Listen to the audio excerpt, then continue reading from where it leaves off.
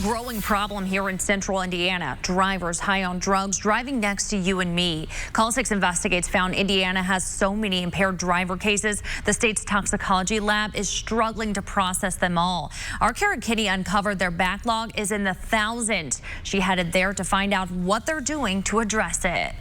When a driver is arrested for drunk or drug driving, a nurse takes their blood. This is where most of those samples end up, the State Department of Toxicology. They're the state lab for impaired driving cases, and they have a backlog of 6,000 cases. Almost all of them are OWIs.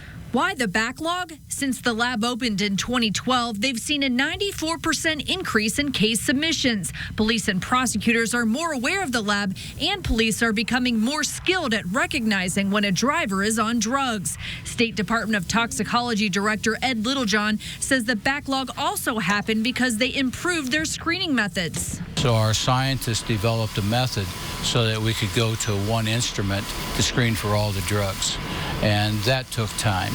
Of the blood that tests positive for drugs, 60% are positive for THC or marijuana. The lab has 9 scientists to process thousands of impaired driving cases. Our oldest case in queue is 10 months. That means at times, police and prosecutors have to wait almost a year to get results back. That means victims and drivers are also waiting longer for criminal cases to get resolved. It's a lot of work.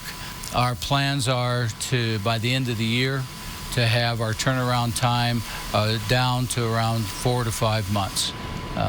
Basically, be cutting it in half through this year. The new state budget adds a 10th scientist to the lab on July 1st, which should reduce the backlog. Some police departments still use private labs. The state lab is working to get national accreditation to add even more credence to their test results. If we get a sample, it is accurately tested, and the results we will stand behind every time. Workers at the State Department of Toxicology do not take it for granted that public safety is on the line. The stress involved in forensics is always present because of that. What we try to do here is keep that stress off of the scientist. Karen Kinney, RTV6.